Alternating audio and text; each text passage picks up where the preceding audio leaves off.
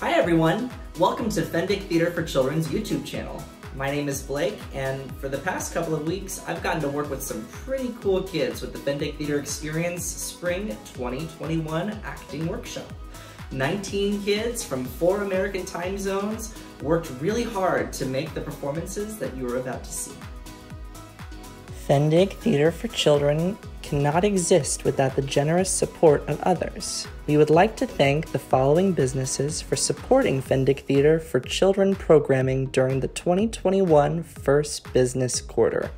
A special thank you to CI Insurance, H&R Block, Hair by Karen and Shyla, Indiana Farm Bureau, Joe Gudeman, Jackson Funeral Chapel, Law Office of Lori S. James, PC, Law Office of Samantha M. Joslyn, PC, Little Coffee Shop on 231, Rayburn Plumbing and Heating, Stanley Steemer, Rensselaer, Indiana 47978, and Sun and Dreams Travel by Karen.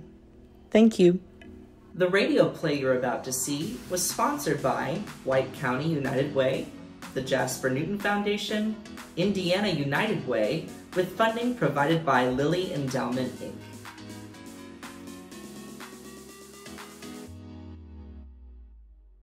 Once upon a time, a long time ago, there lived a fisherman and his wife who lived in a pigsty not far from the sea. The fisherman would go out all day long a-fishing.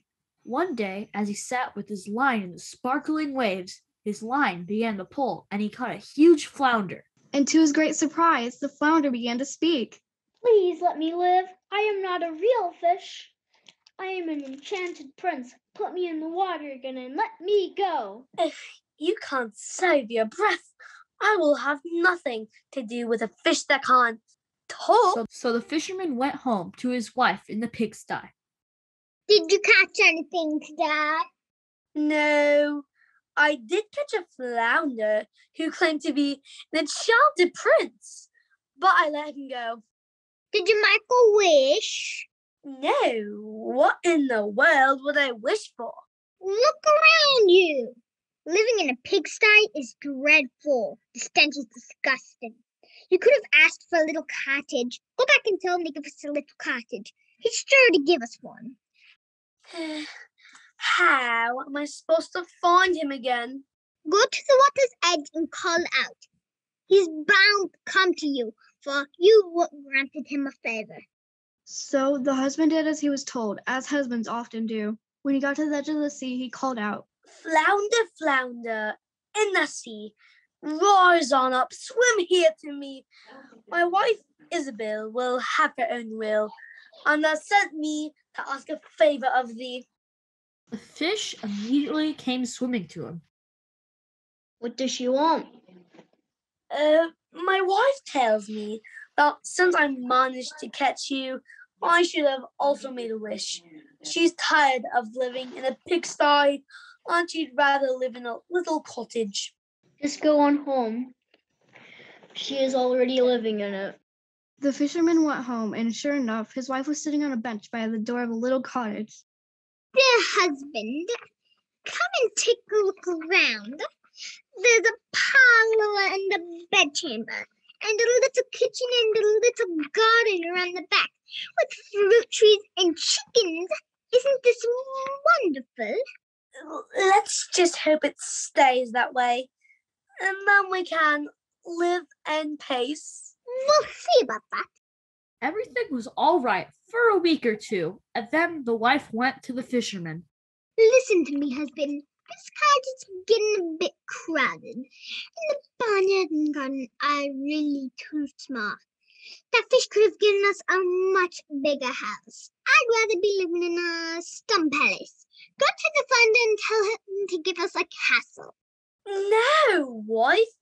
He already gave us a perfectly fine house. I don't want to go back again. Besides, he might be offended. Nonsense. He won't mind at all. Just ask him. Get going. This is just not right. But he went anyway because he had to live with his wife, and he knew that she would continue to nag him about it. When he reached the edge of the sea, again he called out, Flounder, flounder in the sea, rise on up, swim here to me. My wife Isabel will have her own will, and has sent me to ask a favor of thee. Again, the fish appeared immediately. Well, what does she want this time? Now she wants to live in a big stone castle. Just go home. She's already standing at the entrance.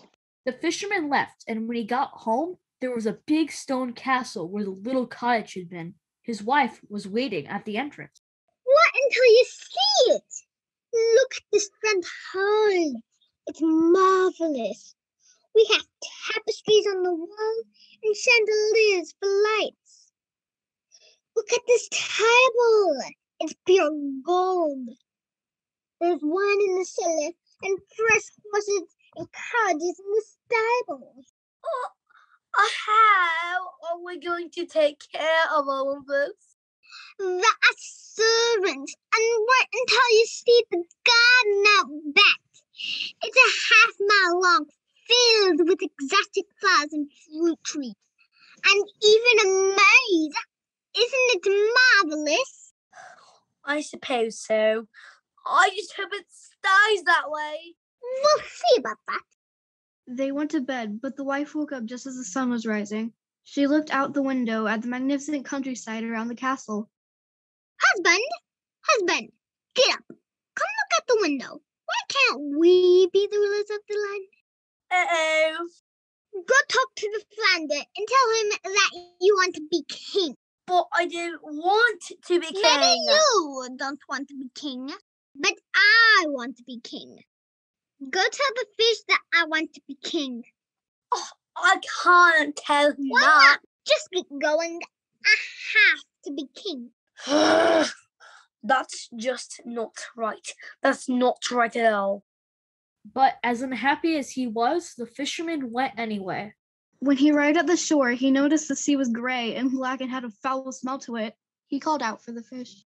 Flounder, flounder in the sea, rise on up, swim here to me. My wife Isabel will have her own will, and has sent me to ask a favor of thee. What does she want now? I don't know how to say this. Just say it. Well, the thing is that she wants to be king.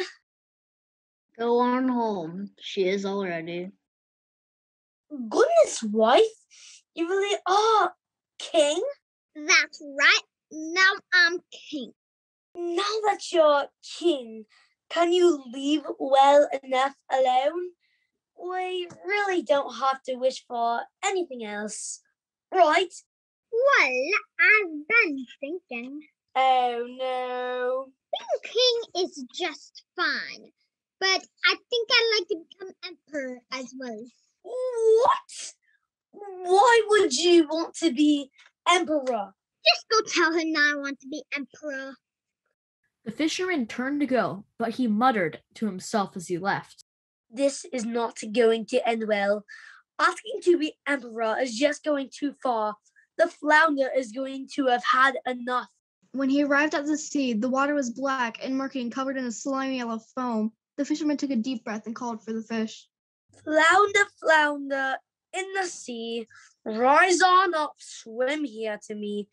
My wife Isabel will have her own will, and has sent me to ask a favor of thee. What does she want now? Oh, flounder! Now my wife wants to be emperor. Go on home then. She is already. When the fisherman arrived home, the palace was even more splendid than before.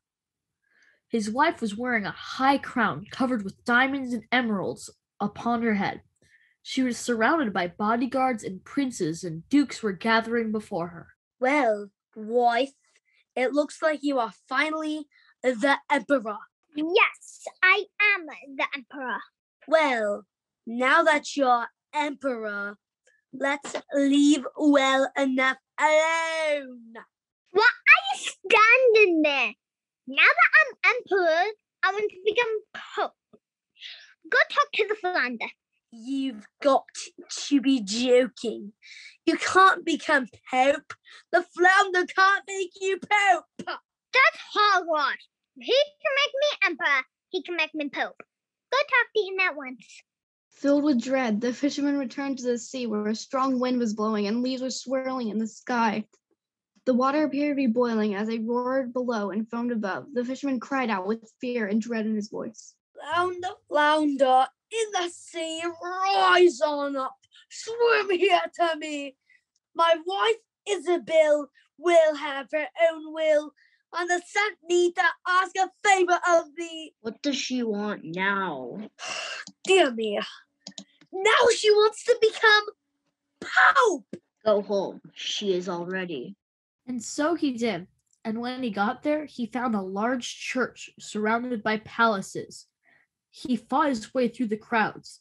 Inside, the magnificent church was lit by thousands of candles, and his wife was clad in robes of spun gold. So, wife, now you are Pope. Yes, I am Pope. You had better be satisfied now that you are Pope. There really is nothing beyond that. We'll see about that. They both went to bed, but she still wasn't happy. The fisherman fell into a deep, sound sleep, but she tossed and turned all night thinking about what else she could become. The next morning, the sun shone its bright light through the window, and she had an idea. Husband, wake up. I want to be God. This startled the fisherman awake, and he fell out of bed. What? If I can't make the sun and moon rise, but have to watch them rise and set, I won't be able to stand it. I won't have a moment's peace. Wife,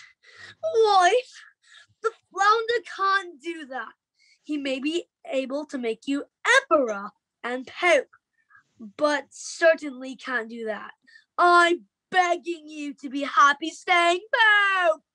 At that, she flew into a rage, and her hair flew wildly around her. She screamed at the fisherman and gave him a swift kick. Will you just get going? I'm not going to stand for this any longer. I've had it.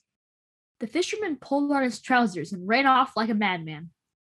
Outside, a storm was raging, and the wind was blowing so hard that the fisherman had to push against it to make its way to the sea.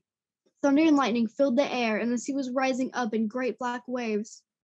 Flounder, flounder in the sea, rise on up, swim here to me. My wife Isabel will have her own will, and has sent me to ask a favor of thee. What does she want now? Dear me, now she wants to be God. Go back home. She's singing her pigsty again. And that's where they live to this very day.